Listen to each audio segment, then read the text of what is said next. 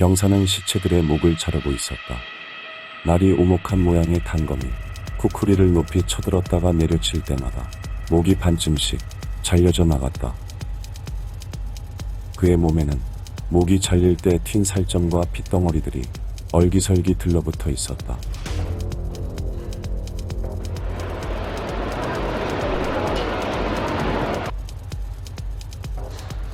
일몰이 다가오고 있었다.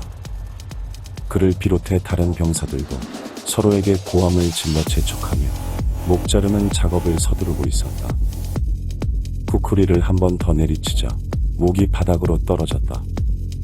뒤따라오던 자가 그 목을 꼬챙이에 꽂아 바닥에 세웠다.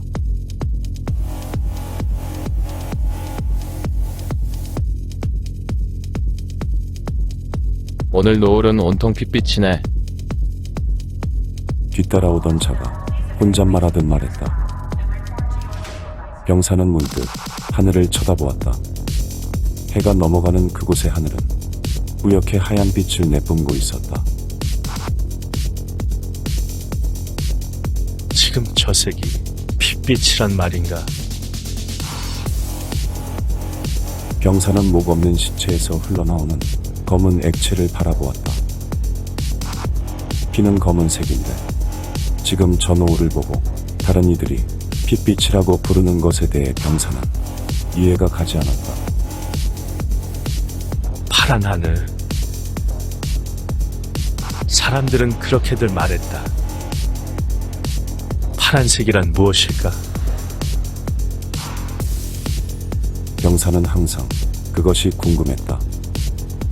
왜냐하면 병사에게는 태어날 때부터 하얀 하늘과 검은 하늘만이 전부였기 때문이었다.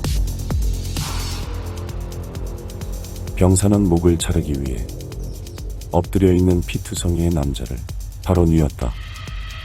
아직 숨이 끊어지지 않았다. 하지만 병사는 개의치 않았다. 벌써 이런 자들의 목을 여러 번 잘랐기 때문이었다. 그러나 정작 쿠쿠리를 쳐들고 아직 숨이 붙어있는 자의 목을 치려 했을 때 병사는 이 자의 얼굴이 낯설지 않다는 생각을 했다. 병사는 이 자를 기억해내려고 잠시 손동작을 멈추었다. 그러자 가까스로 생각이 났다. 분명히 어딘가에서 본 듯한 이 얼굴은 병사가 전쟁에 참가하기 전 고향 마을에 찾아온 적이 있던 시인의 얼굴이었다. 뒤따라오던 자가 병사를 재촉했다. 병사는 쿠쿠리를 쳐들고 잠시 머뭇거렸다. 시인의 눈동자는 하늘을 향하고 있었다. 처음 내려친 것은 힘이 덜 들어간 것 같았다. 시인의 눈꺼풀이 잠깐 흔들렸다. 두 번째는 힘을 실어 내리쳤다. 몸에서 떨어진 머리가 바닥에서 한 바퀴 굴렀다. 병사는 그 자리에 서서 이미 죽어버린 시인의 머리를 바라다 보았다. 뒤따라오던 자가 머리를 붙들어 쥐고 비스듬하게 올리며 능숙하게 꼬챙이를 목에 박아 넣었다.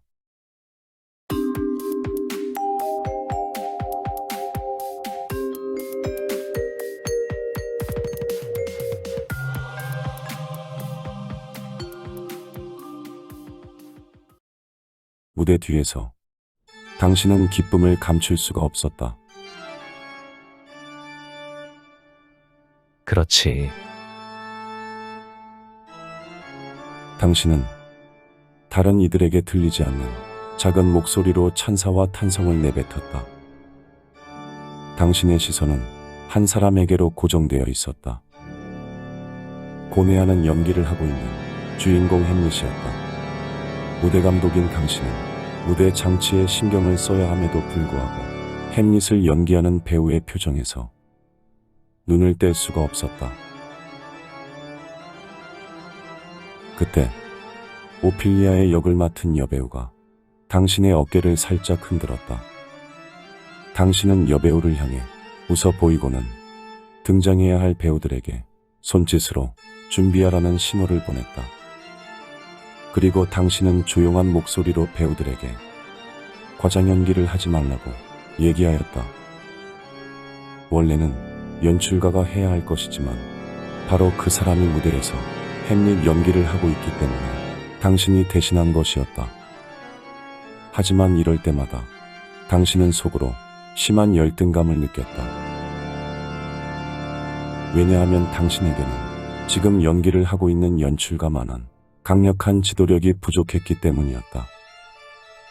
그 부분에서 당신은 속으로 부정하고 싶었다.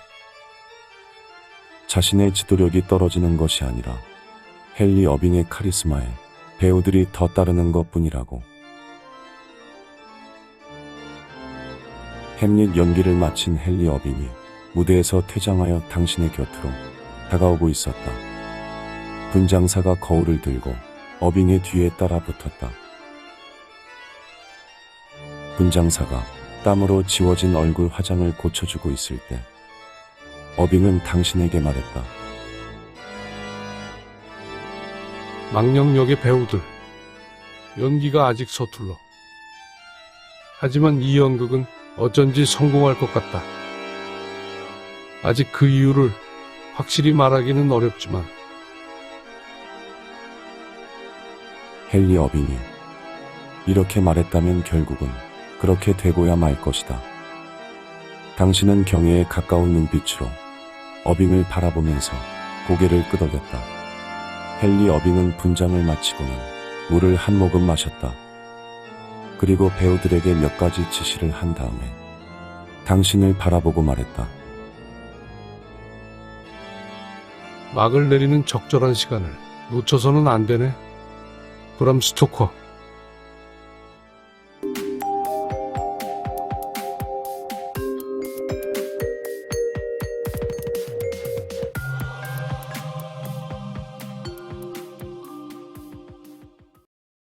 우리는 브람 스토커의 사진을 바라보고 있었다. 사진 속의 그는 예술가처럼 생기지는 않았어요. 머리 색깔과 같은 옅은 갈색의 눈동자와 뚱뚱하다는 느낌의 몸매, 그리고 야무져 보인다기보다는 오히려 엄격해 보이는 표정. 우리들 중 왼쪽에 있는 사람이 설명하듯 말했다. 그러자 우리들 중 오른쪽에 있는 사람이 말을 잇듯 말했다. 이 사진만으로는 여자들한테 호감을 갖기는 어렵겠네요. 그리고 잠시 동안 사진으로 본 브람 스토커의 느낌을 각자 개인적 의견으로 이야기하기 시작했다. 그러자 대화를 끊듯 중앙에 앉은 사람이 말을 했다. 누구나 사진을 찍을 때는 지장을 하죠. 이것이 브람 스토커의 본 모습이 아니라고 생각합니다. 창작자보다 먼저 우리는 그가 만들어낸 괴물, 흡혈귀에 대한 것부터 시작하죠.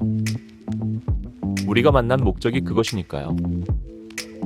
자, 그럼 흡혈귀에 관해 본격적으로 이야기해 보도록 하겠습니다.